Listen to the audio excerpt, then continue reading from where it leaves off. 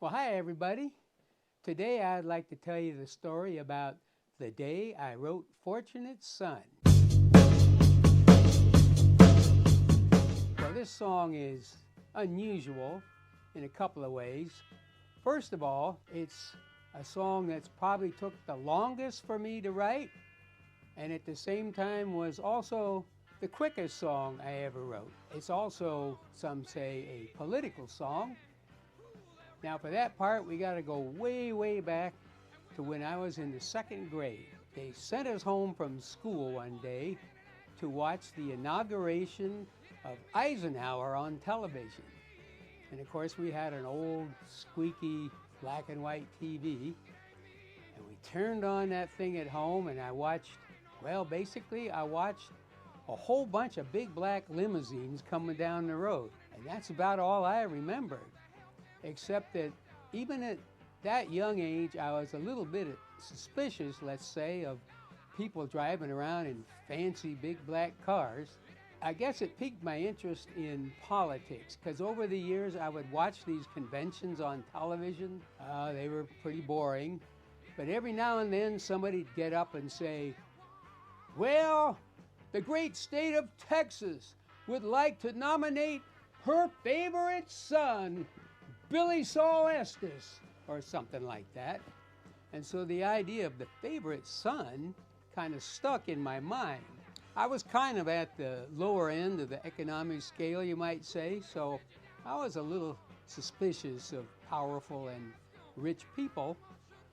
So anyway, you come on up into the middle 60s, the Vietnam War is going on, and like many, many young men my age, I was drafted about 1966.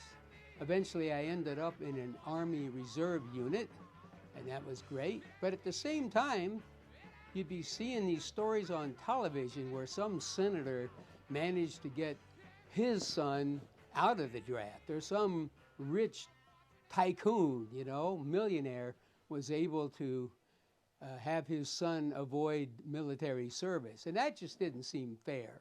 Well, anyway, eventually I have my band going. Creedence is on the radio. And in the summer of 1969, I start writing this song that, far as I know, it's probably going to be called Favorite Son. And I'm thinking about all these things, these political things, these economic things, these unfair class things that are going on in our culture.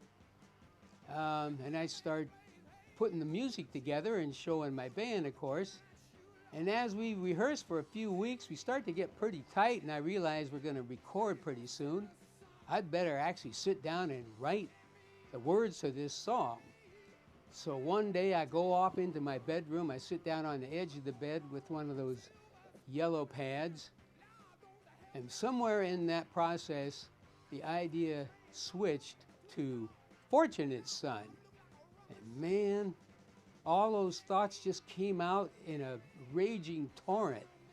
20 minutes later, after walking into the room with nothing, I walked out of that room with a completed song called Fortunate Son, and that was by far the quickest I've ever written a song.